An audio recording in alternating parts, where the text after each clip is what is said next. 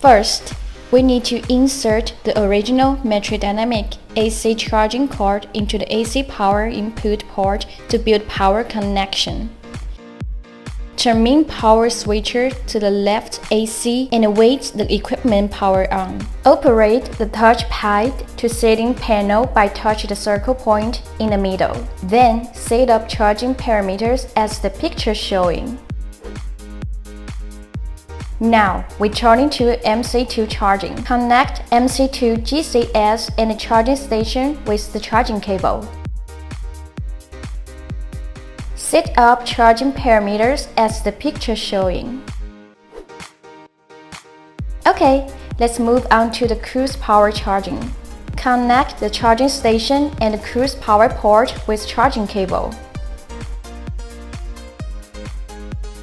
Set up charging parameters as the picture showing. Last one is veto power charging. Connect the charging station and the veto power port with charging cable. Set up charging parameters as the picture showing.